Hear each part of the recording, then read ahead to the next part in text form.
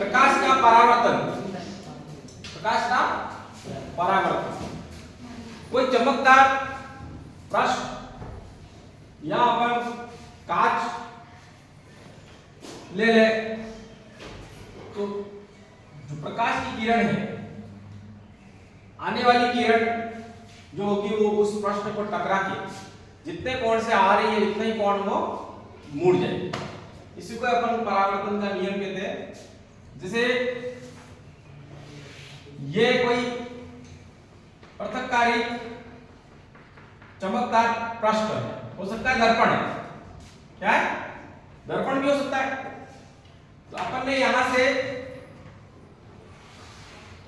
कोई किरण है उसको टकराया, यहां आने वाली जो किरण है यहां से यहां इस पृष्ठ पर टकराएगी, इसको बोलेंगे अपन आपतित किरण।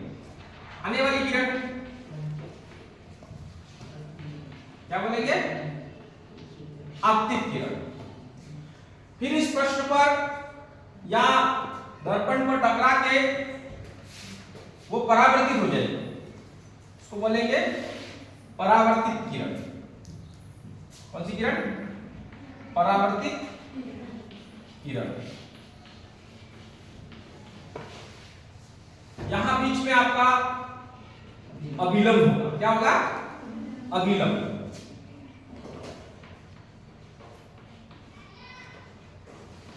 अभिलंब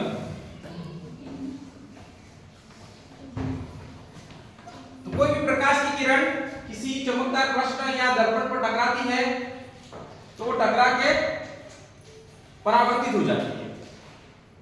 तो जितने कोण से वो आएगी यहां आने के बाद में यहाँ टकराएगी, इतने ही कोण पे वो परावर्तित हो जाएगी। जैसे यहाँ 45 डिग्री पे आपने रखा है तो 45 डिग्री पे यहाँ बिंदु पे टकरा के फिर वो इधर 45 डिग्री पे मुड़ जाएगी। तो जो आने यहाँ पे कोण बनेगा इसको बोलेंगे आपतित किरण, और अभिलंब के बीच में जो कोण बनेगा इसको बोलेंगे आपतन कोण। क्या बोलेंगे, आपतन कोण। और यहाँ जो कोण बनेगा इसको बोलेंगे परावर्तन कोण। कौन सा कोण, परावर्तन कोण। अब नाम दे सकते हो कोण आई और या कोण आर एस।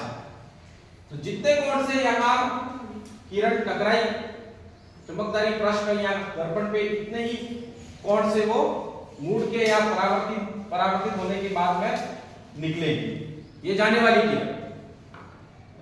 ये भी समझ सकते हैं जैसे लेजर लाइट है, और लेजर लाइट जैसे ये कोई लेजर लाइट अपन गिराते हैं,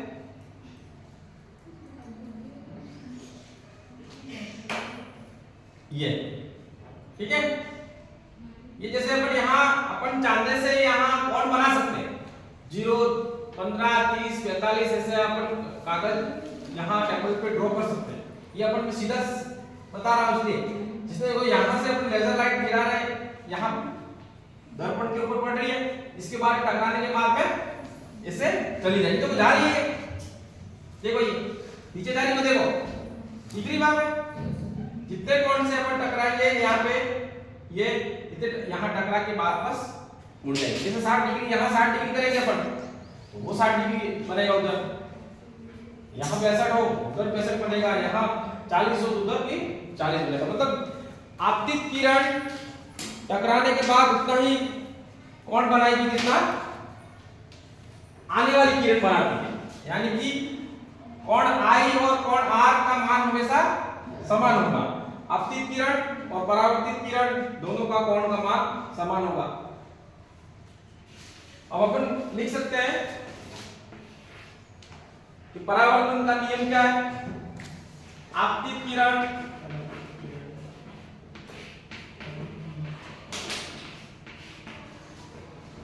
अभिलंब और परावर्तित किरण तीनों ही एक ही तल में है, एक ही तल में। ठीक है, ऐसे भी कर सकते हो आपतन कोण, अभिलंब कोण, अभिलंब और परावर्तन कोण तीनों ही एक ही तल में बन रहे हैं। तल में बंद है। इसके बाद दूसरा है आपका आपतन कोण का मान है वो बराबर होगा परावर्तन कोण के। किसके बराबर होगा? परावर्तन कोण के। तो कोण I का मान कोण R के मान के समान। तो ये ध्यान रखिए, आप कोई भी आपतित किरण किसी चमकदायी प्रकाश पर टकराती है, टकराने के बाद में वो परावर्तित हो जाती है और जो कोण बनेगा वो जितने कोण से वाय की किरण जितने ही कोण से वो टकरा के मुड़ेगी। ये हो गया आपका परावर्तन कोण, ये परावर्तन कोण इधर और ये अपतन। तो साइड कोण I और कोण R का मान समान होगा। इसके बाद है प्रकाश का अपवर्तन। ये क्या पढ़ा आपने? परावर्तन। अपन को पढ़ना है अपवर्तन।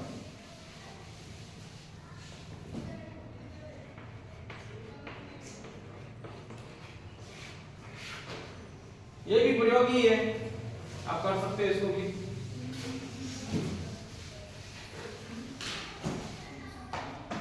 आपने देखा होगा एक कांच की ऐसी सिल्ली एक अपन लेते हैं, जो पेपर वेट होता है ना, इस प्रकार की कांच की एक सिल्ली है, जैसे बर्फ होता है उस ऐसा ही एक कांच का बना हुआ सिल्ली, इसको ऊपर लेते हैं। कोई प्रकाश की किरण यहां टकराती है किसी पृथककारी तल पे। तो प्रकाश की किरण पृथककारी टकराने और तल पर टकराने के बाद में अपने मूल बिंदु से विचलित हो जाती है। यहां अपवर्तन में क्या याद रखना है? मूल बिंदु से विचलन हो जाता है, जो किरण होगी वो विचलित हो जाती है।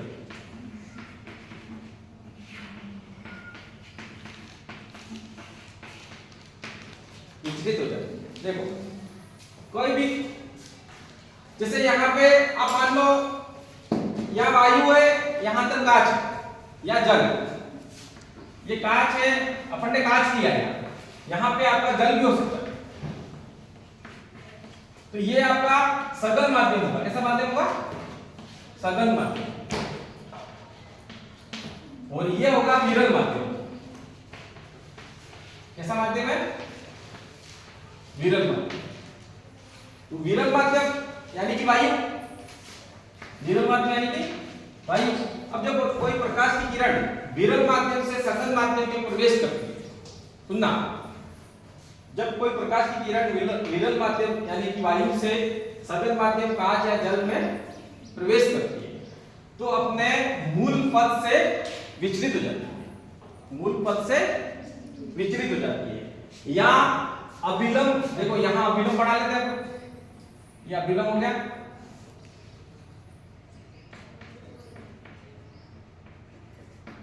जानी ऐसी चीजें थी, ये देखो सीधी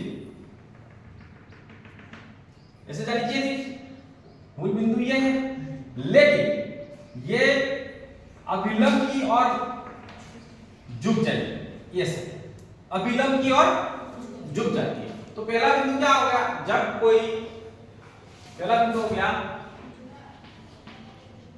जब कोई प्रकाश की किरण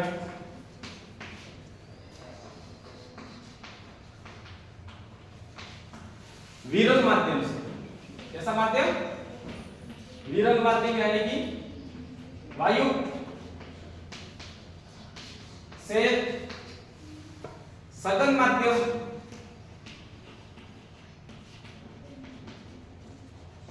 यानी कि आपका कांच भी हो सकता है, जल भी हो सकता है। कांच या जल दोनों ही सघन माध्यम है। तो जब कोई प्रकाश की किरण विरल माध्यम से सघन माध्यम में प्रवेश करती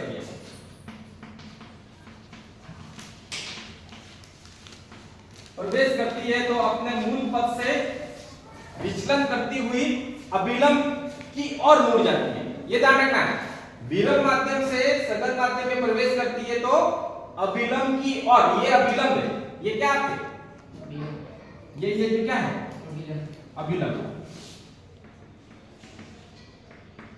अभिलंब की ओर झुक जाती है, यहां मुड़ जाती है, ऐसे आ जाए, अभिलंब की ओर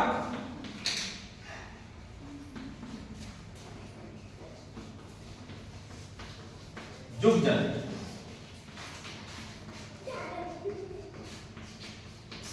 ठीक है, दूसरा पॉइंट क्या है, ऐसा क्यों होता है, देखो यहां विरल माध्यम के अंदर प्रकाश का वेग ज्यादा होता है, ये जो अपने कांच दिख रहा है तेज यदि प्रकाश आ रहा, ठीक है, तो वहां प्रकाश का वेग ज्यादा है, लेकिन जैसे टकराएगा अंदर आएगा तो वेग कम हो जाएगा, इसलिए ये विचलन होता है, अभिलंब की ओर झुक जाती है क्योंकि प्रकाश का वेग कम हो जाता है।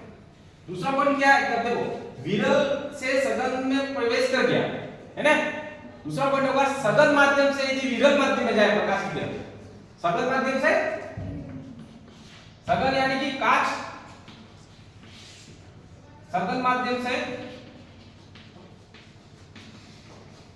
सघन माध्यम याद रखना जल और कांच,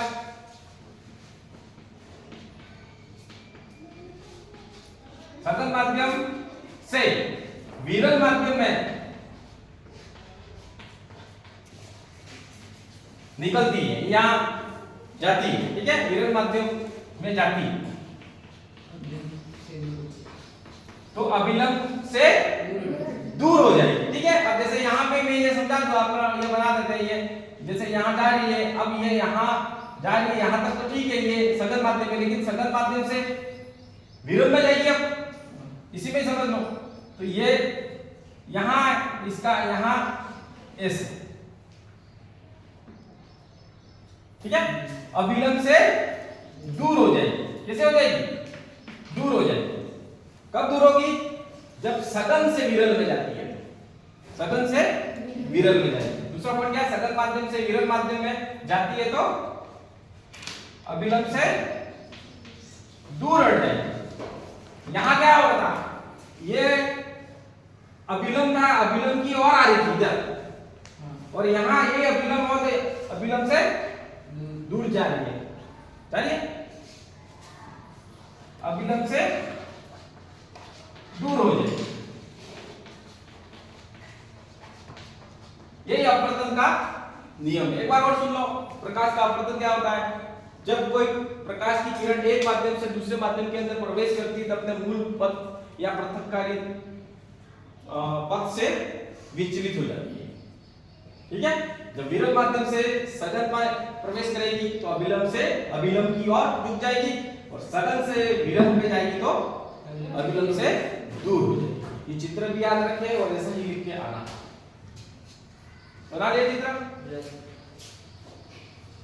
ये था आपका प्रकाश का अपवर्तन। इसी प्रकाश के अपवर्तन के कारण ही क्या क्या होता है, पेंसिल पानी से, जैसे एक गिलास दो और उसके अंदर पेंसिल रख दो, कांच के गिलास के अंदर पेंसिल का टेढ़ा दिखाई देना, कुएं के अंदर जाते अपन तो पहला ऊपर उठा हुआ दिखाई देना, है ना, ये सब उदाहरण किसके हैं, अपवर्तन। सूर्योदय से पहले या सूर्योदय के बाद भी सूर्य का दिखाई देना, प्रताप दिखाई देना, वो कलर वाला आ गया तो विक्षेपण, और पहले दिखाई देना बाद में दिखाई देना तो अपवर्तन। आकाश का नीला दिखाई देना क्या है, प्रकीर्णन। आकाश का रंग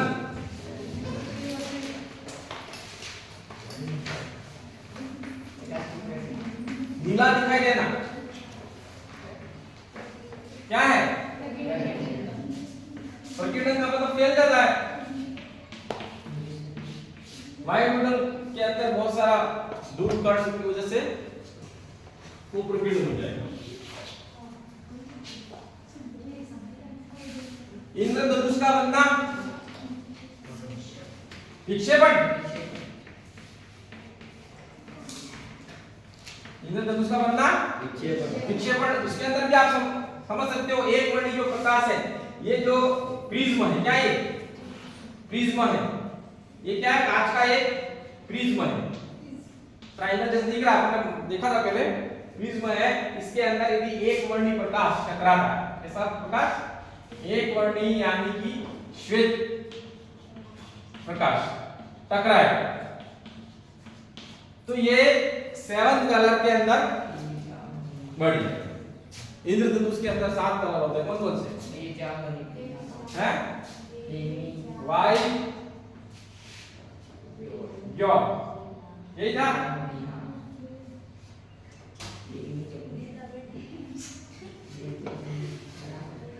वाइट,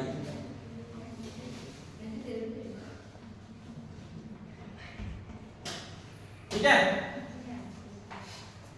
कितने हो गए? Violet, indigo, blue, green, yellow, orange और रेड, कितने कलर हो गए? 7 हो गए। 1 2 3 4 5 6 7। हिंदी में क्या बोलते हैं? तेजा नी ह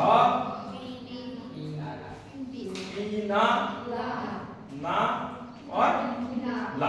नीचे से चालू करना, तेजा नी ह ईना ला, ठीक है। तो ये इस प्रकार ये 7 कलर के अंदर वो बढ़ जाएगा। आप 7 कलर यहाँ अलग अलग बना सकते हैं, ऐसे ऐसे ऐसे, ठीक है। 7 कलर के अंदर बढ़ जाएगा। ये जो एक वर्णी प्रकाश है वो 7 कलर के अंदर विस्पर्श हो जाएगा, विक्षेपण हो जाएगा, इसकी वजह से 7 कलर दिखाई देते हैं। कंप्लीट। ये हो गया आपके इंद्रधनुष का 7 रंगों के अंदर कलर दिखाई देना है। इंद्रधनुष बनता कब है?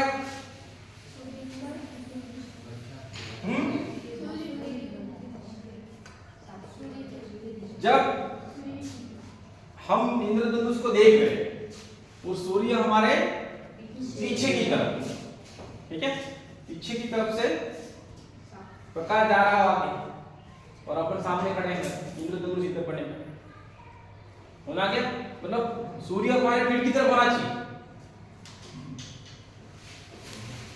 अब है फोकस दूरी और वक्रता त्रिज्या। फोकस दूरी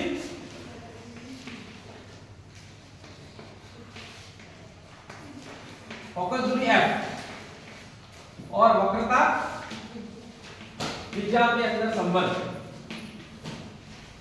क्या संबंध? फोकस दूरी और वक्रता त्रिज्या में क्या संबंध? r बराबर 2f, r बराबर 2f, ये याद रखना, r बराबर 2f। f क्या है? फोकस दूरी। f क्या है? फोकस दूरी, किसकी? लेंस की। ऐसे भी आ सकता है, ये f बराबर करोगे r बटे 2, तो हमेशा वक्रता त्रिज्या होती है वो फोकस दूरी की दुगुनी होगी। लैंग्वेज याद रखना, त्रिज्या जो होगी वक्रता त्रिज्या वो फोकस दूरी की दुगुनी होती है, और फोकस दूरी जो है वो वक्रता त्रिज्या की आधी होती है। यदि किसी लेंस की, देखना सवाल ऐसा है, लेंस की जो त्रिज्या है r है, ठीक है, ये 5 सेंटीमीटर है। कितना सेंटीमीटर? 5 सेंटीमीटर। त्रिज्या 5 सेंटीमीटर है, तो फोकस दूरी कितनी हो जाएगी? फोकस दूरी कितनी होगी? त्रिज्या 5 सेंटीमीटर है, तो फोकस दूरी कितनी होगी? अरे देखो सवाल क्या कह रहा है? सूत्र क्या है? r बराबर 2 है। ये लेंस की त्रिज्या कितनी है? 5 सेंटीमीटर है ये, ठीक है। आपको क्या निकालना है? फोकस दूरी निकालनी है, f निकालना है। तो f बराबर करोगे तो 5 बटे 2 हो जाएगा ये। 5 में 2 का भाग लगाते तो कितना आएगा? 2.5 समझा? तो ये जो पढ़ रहे हैं अपन, जो फोकस दूरी होगी वो त्रिज्या की आधी हो गई। आधी त्रिज्या कितनी थी? 5 थी, तो फोकस दूरी कितनी आई? 2.5। सूत्र याद रखना, या तो ये याद रखो r बराबर 2 है, या ये याद रखना f बराबर r बटे 2। सवाल उल्टा भी आ सकता है, यदि किसी लेंस की फोकस दूरी 2.5 है। कितनी फोकस दूरी कितनी है? 2.5 है। जैसे ये 2.5 दे रखा आपको सवाल में, इसका मान दे रखा है, तो ये कितना हो जाएगा? क्रॉस गुणा करो, तो r बराबर 2 × 2.5, r कितना हो गया? 5 हुआ कि 5 सेंटीमीटर हो जाएगी, है ना? दुगुनी हुई कि नहीं? तो इस प्रकार ये याद रखिए, r बराबर 2 है। अब है एक तो आप याद रखें,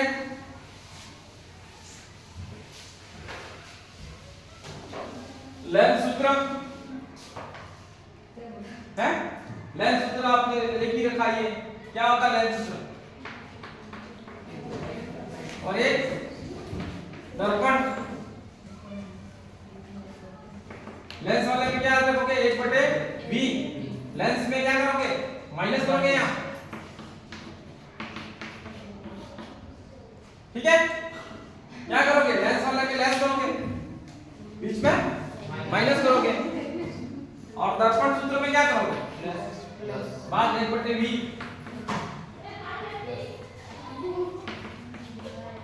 बस इतना अंतर है। दर्पण में प्लस करना है, लेंस में बोलो यार। इसके बाद में क्या है? लेंस की शक्ति क्या था? P बराबर 1/f, पावर बराबर लेंस की शक्ति।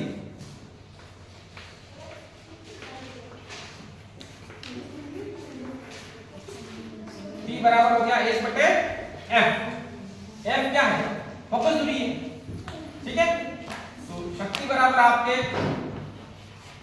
हो जाएगा 1/फोकस दूरी। इसका मात्रक क्या है? डायऑप्टर। मात्रक क्या है? डायऑप्टर। लेंस की शक्ति का मात्रक क्या है?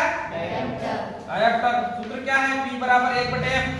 यहां से भी सवाल आ सकता है, यहां ये मीटर में रहेगा, सेंटीमीटर में कन्वर्ट करके करना, दोनों में अंतर ध्यान रखना। यदि सवाल जो पूछा वो मीटर में या सेंटीमीटर में, दोनों में एक ही होना चाहिए। हो गया यार?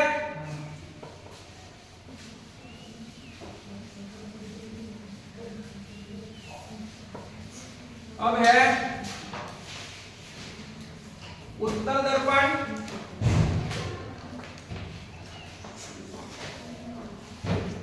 और अवतल दर्पण के उपयोग। उत्तल का उपयोग क्या है? वाहनों के पक्ष, वाहनों के पक्ष दृश्य देखने के लिए, साइड ग्लास देखने के लिए, जो अपन कार चलाते हैं, कार के साइड ग्लास होता है पीछे देखने के लिए, देखने के लिए जो साइड ग्लास होता है, साइड मिरर, ठीक है? पार्श्व, क्या कहते हैं? पार्श्व दर्पण, जिससे पीछे का क्षेत्र विशाल दिखाई दे, है ना, ज्यादा दिखाई दे। तो वाहनों के पक्ष दृश्य देखने के लिए उत्तल दर्पण का उपयोग, और अवतल दर्पण का टॉर्च। आपकी जो टॉर्च है, टॉर्च जानते हो, सर्च लाइट। इसके बाद हजामत करते हैं, जो नाई है, शेविंग, है ना, शेविंग बनाते हैं, बाल कटाने जाते हो, शेविंग वाला जो दर्पण है अपने सामने, है ना, वो वाला। इसके बाद में सौर पट्टी, सौर कुकर, है ना। इसके बाद दांत और गले का डॉक्टर, डेंटिस्ट जो होता है, ईएनटी, दांत गले के जो डॉक्टर होते हैं दांतों के, वो किसका उपयोग करेंगे? अवतल दर्पण। और बताओ राम भाई, हो गया? उत्तल दर्पण वाहनों के पक्ष दर्शक, हाँ यहाँ देख सकते हो हेडलाइट, वाहनों की हेडलाइट, वाहनों की हेडलाइट जो आगे लाइटें जल्दी आगे वो हेडलाइट, हेडलाइट इसके अंदर हेडलाइट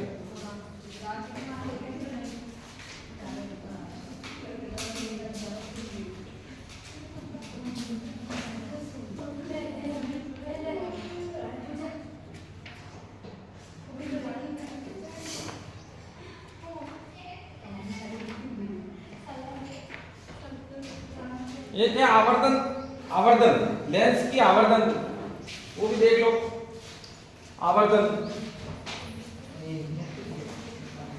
निकालना है ना।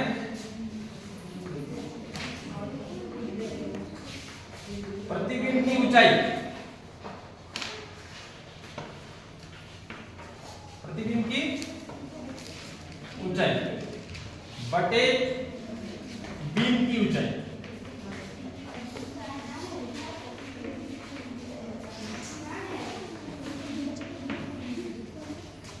या लेंस का आवर्धन निकालने का। तो सवाल आएगा इसके अंदर उत्तल दर्पण यदि कहीं लिखा हो तो प्लस करना है। उत्तल दर्पण ये धनात्मक, अवतल के लिए ऋणात्मक, अवतल के लिए क्या करेंगे ऋणात्मक, जो बहुपदी होगी इसके ऋणात्मक और इस उत्तल के लिए धनात्मक का उपयोग करेंगे। उत्तल के लिए प्लस और अवतल के लिए ऋणात्मक यानी कि माइनस चिन्ह का उपयोग हम करेंगे।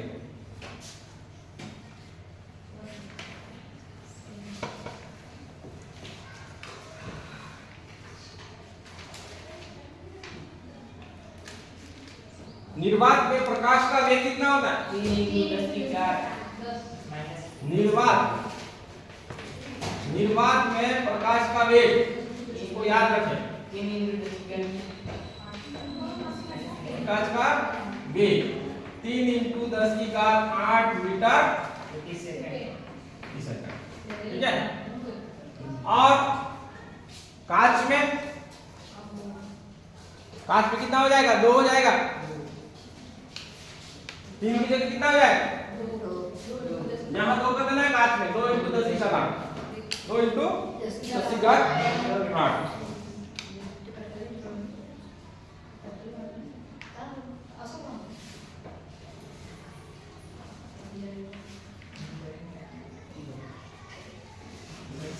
ठीक है।